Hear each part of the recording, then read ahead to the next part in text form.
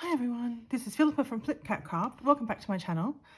Today I'm going to do part 1 of making a junk journal from scrapbook papers. If you saw my previous video, I did one from 12 by 12 papers from Graphic 45's Portrait of a Lady collection, which is like this. And I said at the time I'd make another one with some steps on camera. So that's that. And I might reference that again, so I'm just keeping that nearby. Today I'm going to do one from this. It's also Graphic 45. I have a lot of Graphic 45 paper. I love it. And I'm trying to use it up instead of hoarding it. This one's called Life is a Journey. And this time I'm using 8 by 8 double-sided pages. So it's going to be smaller than that one. And we'll see how that goes. And unlike Portrait of a Lady, I don't have the add-on pack of journaling cards and stickers and that kind of thing. So I'll be using some of the papers to make those things. But today we're just going to, I guess, make the structure basics. So we'll have a look at that. And just so you know, I don't know why, but they have been glued in really tight. So I actually had to cut them out. Normally I can pull them out without any trouble, but that didn't work this time. Anyway, so these are the beautiful papers, and I've sort of done a little bit of a sort and I've trimmed off the top already. And you have to fold them in half, and the idea is you fold up the bottom. So I've had to work out which papers are going to go where. So this is fantastic. I love this with the vintage bicycles, and the other side is a floral. This is also vintage bicycles, and the other side is a floral. And those two, because they've got florals on the back, they are actually quite suitable to fold up. Now these ones with writing, I felt, which are lovely, I felt that they were not really suitable to fold up in the same way, because anything folded up here or here is going to be upside down. So what I'm going to do is I'm actually going to trim the bottom of these off, which in my previous journal I alternated. Some were folded up, as you can see here, and some were trimmed off. So I'm going to do the same thing this time. Lyric Lover Crafts, who I got the idea from, did one journal with them all trimmed off and one journal with them all folded up, but I'm going to alternate. So this is going to want to be one of my trimmed off pages, as is this one. This one I wasn't sure about. If I had this as the page showing, I could fold it up with a floral. Or if I have this page showing, which I really like, and I also think it's a contrast, like a nice contrast to all the yellows and blacks. So I thought I wanted to have this. Also, when I tore it out, I tore a little bit of the corner off, so it means I can actually trim it from the top and use that for bands and things. And it doesn't matter that I tore the page a bit, so whoops. So I will trim that one. And then here are the other pages. So I'm just making sure I don't get reflections. So these are the two pages I've cut apart. This one has some smaller ones and then some border strips. Now, if you saw my last video, you saw that I actually kept the border strips together and just kind of made a chunky strip. I'm not really good at delicate cutting and things, and the chances of me getting that really thin strip and using it are not high. So I think it's a nice visual thing, and I think I use it as a belly band or a side tuck, and I'll probably do something like that again. Then we've got these center ones the same, and then these ones at the bottom. So I haven't decided what I'm going to do with those yet, but I'll do something like that. And then I love these vintage style images, which are very similar to, like, you know, the P&O and the White Star Line advertisements of the 1920s or earlier. The back is actually quite a nice beachy coloured stripe. I'm not sure I'll use much of, if any of that, because I do really like this side. We'll see. And then here, similar images, vintage advertisements, and, you know, though again, they might make individual tuck items, or, you know, use some of it. Like this section here is going to be a little bit harder to trim because the advertisements actually overlap each other, but could make some pockets out of that. And on the back is writing. I really like that colour, but that writing is actually, those words are actually on another page in a different colour. And then the final page, this is the same problem I had with the Portrait of a Lady. This is actually kind of the cover page. Really not sure what to do with this. I was trying to work out if I could use it. I guess I could use it in a fold, you know, it's one of my inner pages, because it is very attractive. But I was originally trying to work out if I could use it as the front or back cover. Now, front cover, you'd see that. Guess that's okay. Back cover, you'd see that. With that bit cut off. Again, it's okay. Not my favourite. But what I ended up doing with Portrait of Navy was actually cutting it all up into chunks. So you could have your car chunk, your aeroplane chunk, your boat chunk, and then used it for decorations. Life is a journey. So I might do that. So I'm keeping this aside with the embellishment ones at the moment. And we'll see how that goes. So, right. This, as I said, is an 8x8. And what that means is, I work in centimetres. I'm going to have these when they're cut down. So it's about 21 centimetres at the moment.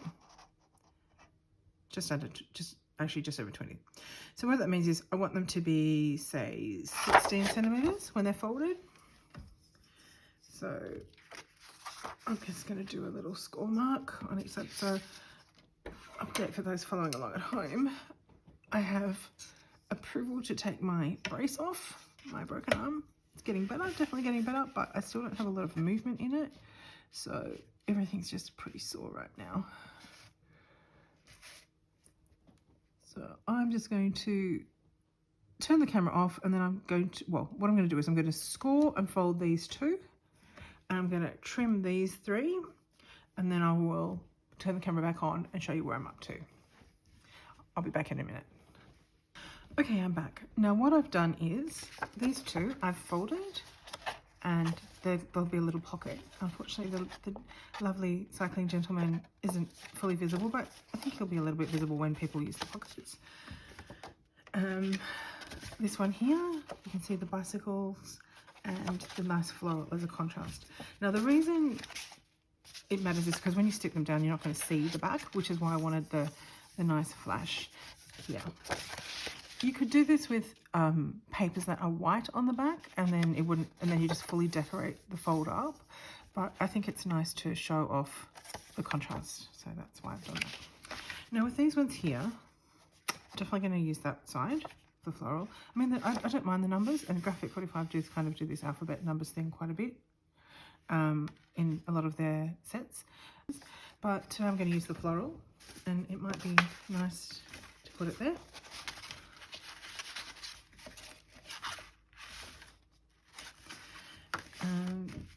And now I'm looking at the front and back covers, although I was just thinking maybe, because I was thinking that would be the cover, but you only see half of it, but maybe I flip it, use that one as the cover, because it will then decorate it, and then that could be the inside, like that. And so it would be like that. It's all very bright colours though, isn't it? You don't really get any, maybe if I swap that one around to there. Purple and that, and then that can be the back cover. Or even swap the front and back covers now.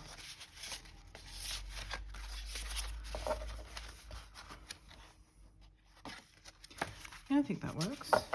Now, of course, these ones are bits that I've cut off.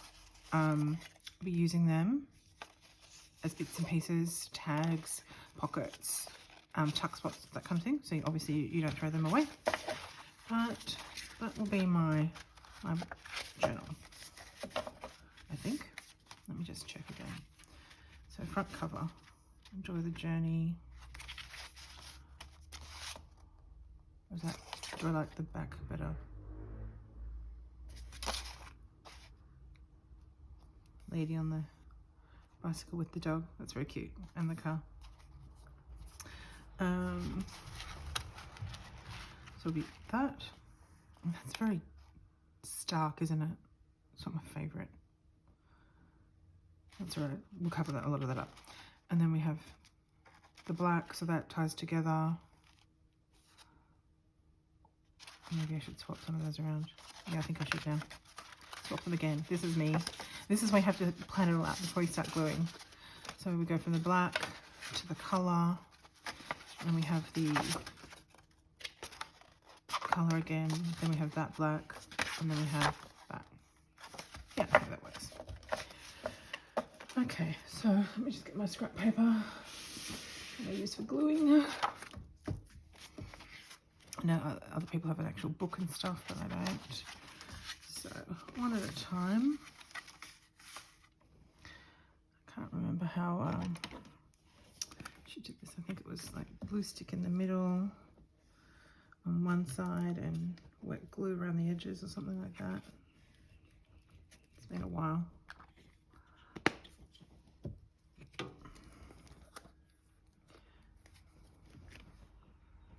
Might have been on the other one.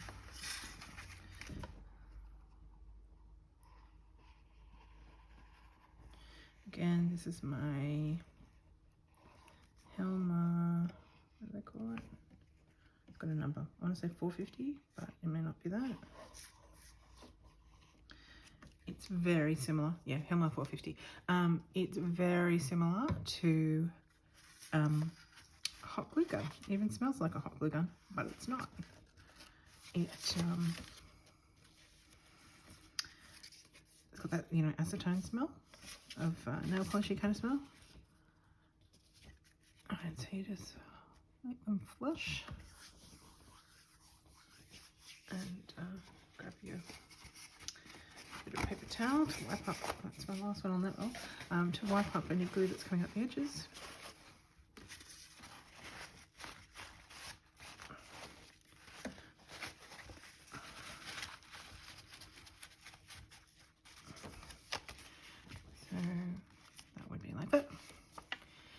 As you put it down, the glue stick will allow you to slide things a little bit. So make sure you push things so that the spine is flush at the back. Alright, so that's page 1 of our booklet. That's page 2. I'll stick these down in a bit. And we're going on to page 3, which is this one.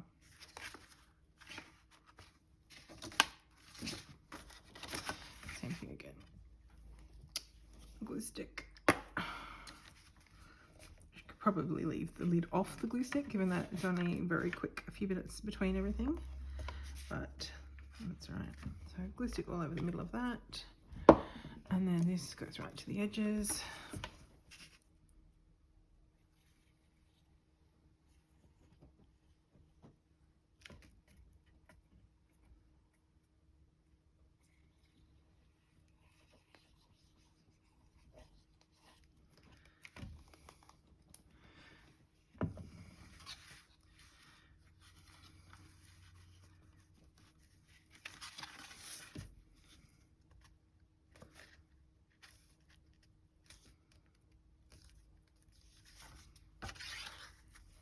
Make sure that that goes right to the back.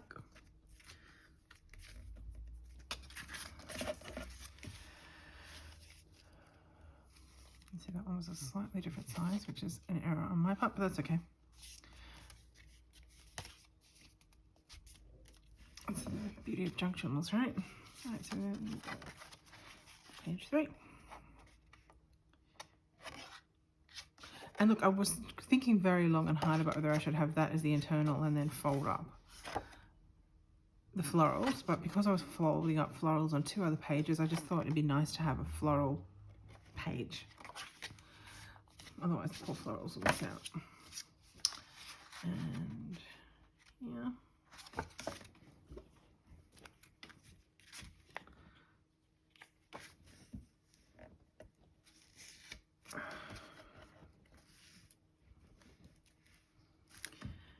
So I am still not doing so much sewing. I have done a couple of little small books, and by small I mean like the kind of this size when they're folded up, with 3 whole pamphlet stitches, but that's it. I don't own a sewing machine. I don't see myself getting one anytime soon because I don't sew anything else. So I do have bookbinding supplies because I've done that kind of thing before, but until I can actually get some movement in my arm, I don't think I'll be doing much. So projects that are glued like this are really good for me.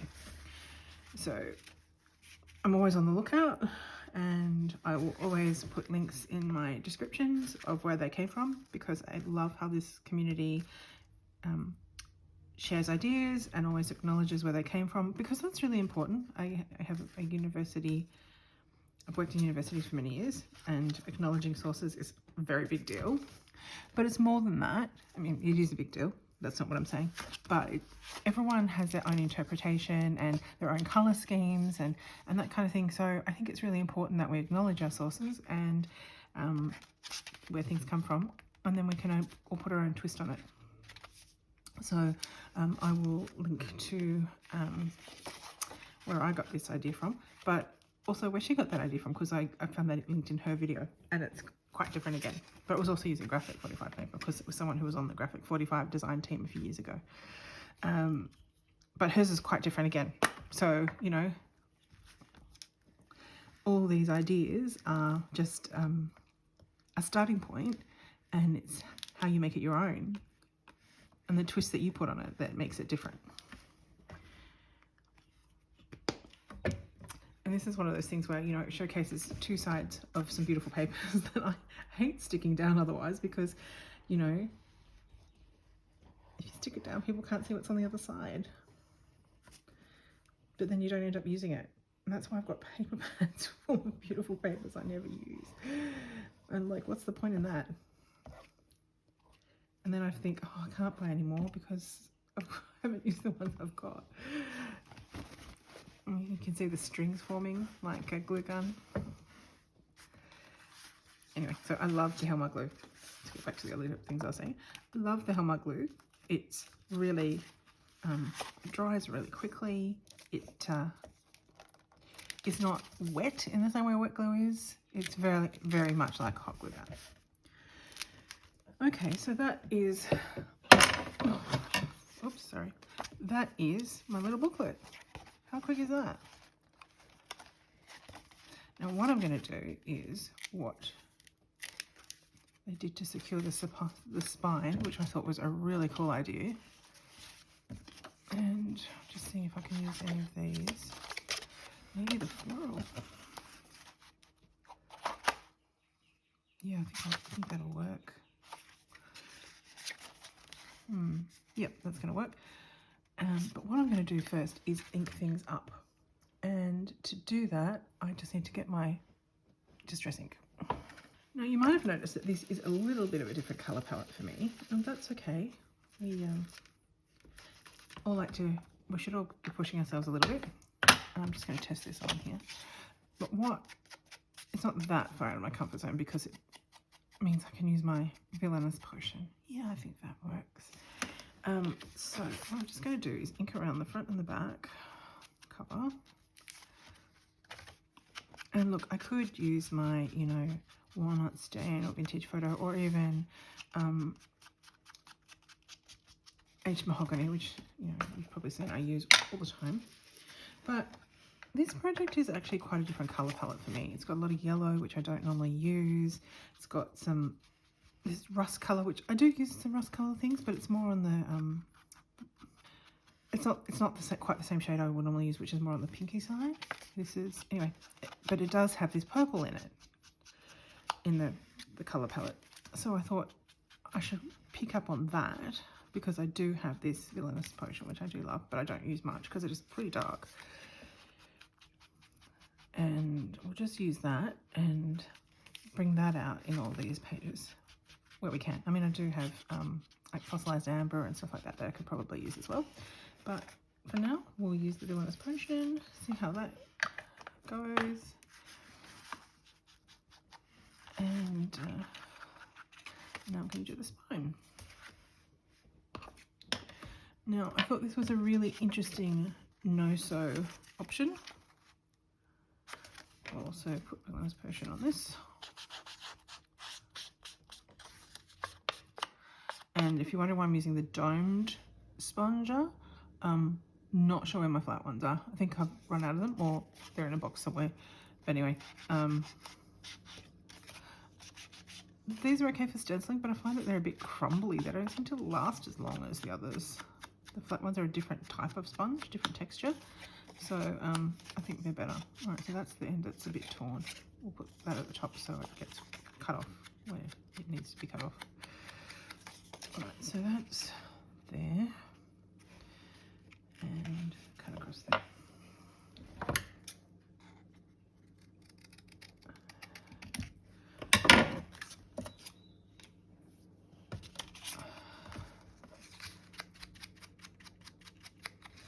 Right, now,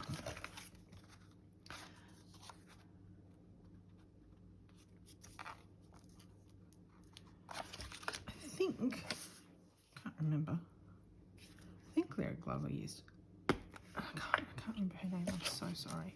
I think she used a glue stick for this. I'm going to try a glue stick anyway. If I have to, I can restick it with a different type of glue, but it was more kind of a not too wet glue. I guess I can touch it up with the Helmer if I need to. And look, I don't know if Helmer is similar to Fabri-Tac. It seems similar when I see people use it, but I don't know what Fabri-Tac actually is. I've never used that. So, right, that way. I like the way the leaves are going in that way. So, just kind of put it down here. Use your bone folder to make sure it's flush and stuck down.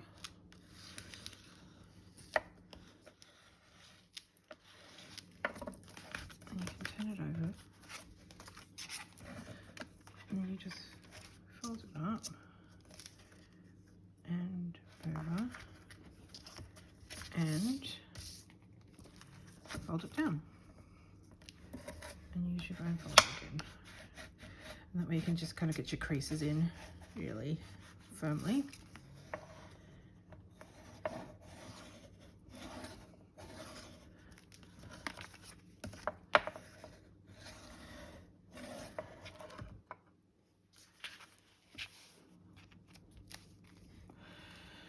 And there you have it. That is my 5-page journal made with beautiful graphic 45 papers, ready to decorate. And I'm going to stop here, and in the next episode we are going to do some embellishments and we're going to decorate the inner pages and things. Anyway, hope you've enjoyed that. Like, comment, subscribe, and then I'll catch you in the next video. Thank you very much.